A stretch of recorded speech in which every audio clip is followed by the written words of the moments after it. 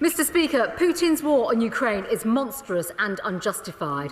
I'm in regular contact with the Ukrainian Minister of the Interior and the Ambassador to London. The United Kingdom stands firmly with the people of Ukraine, and as this House would expect, Britain is stepping up its role and playing its part in responding to the terrible situation on the ground in Ukraine. Mr. Speaker, the government has already announced the first phase of a bespoke humanitarian route for the people of Ukraine. And the new Ukrainian humanitarian route responds directly to the needs and asks of the Ukrainian government. Every conflict and threat situation is unique and requires a tailored response. Our new route will continue to keep pace with the developing situation on the ground, and so far has already supported hundreds of British nationals and their families resident in Ukraine to leave. The UK visas and immigration staff continue to work around the clock to assist them, enable dependents of British national residents in Ukraine who need a UK visa to apply through the temporary location in Lviv or through the visa application centres in Poland, Moldova, Romania and Hungary. Teams have over recent weeks been surged to these areas and applications have been completed within hours.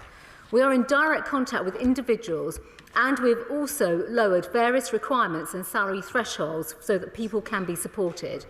Where family members of British nationals do not meet the usual eligibility criteria but pass security checks, UK Visas and Immigration will give them the permission to enter the UK outside the rules for 12 months and is prioritising all applications.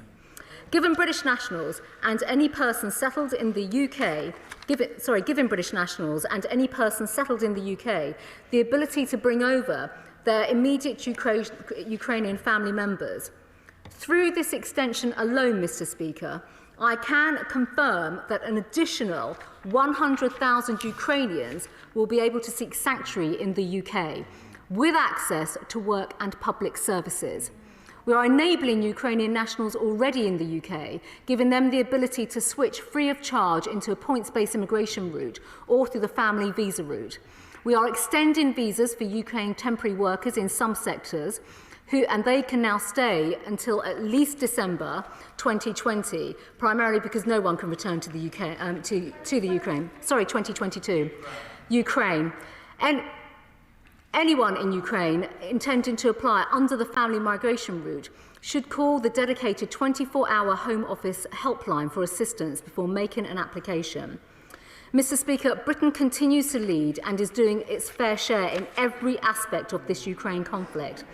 I would urge colleagues not to attempt casework themselves, but to directly refer people to the helpline number. Duplication of effort would waste precious time and cause confusion.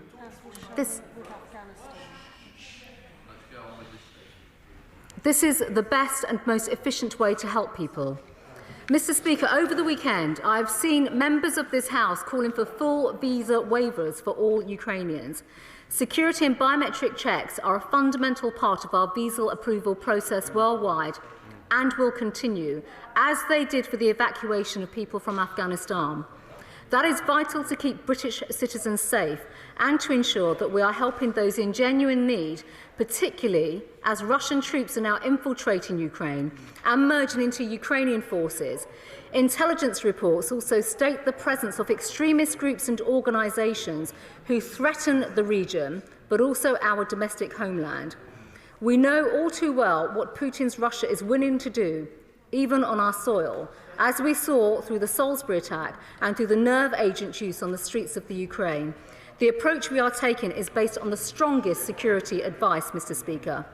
The Prime Minister set out a myriad of other ways we are supporting Ukraine. There will be other statements in this House today, but, Mr. Speaker, there are two other points that I would like to add. Mr. Speaker, the Nationality and Borders Bill is currently at report stage in the other place. The bill contains provisions to allow visa penalties to be applied to specific countries that don't cooperate with the return of their nationals. I am now seeking to extend these provisions so that a country can be specified if it has taken significant steps which threaten international peace and security, have led or are likely to lead to armed conflict, or in breach of international humanitarian law. The extension would draw on the precedents from the Sanctions and Money Laundering Act 2018. These powers would be available as soon as the bill receives royal assent. The sooner that happens, the sooner this House and all members can collectively act.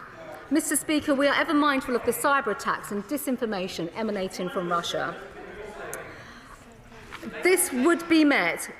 I'm sure the House would like to listen to the actual measures that we are bringing in. These would be met with very robust responses indeed, and we have stepped up all international cooperation on this.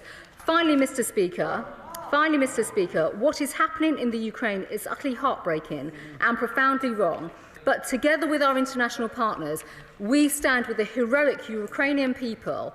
And with that, Mr. Speaker, there is further work taking place with diplomatic channels, and also the Ukrainian government has today requested that the Russian government be suspended from its membership of Interpol, and we will be leading all international efforts to that effect.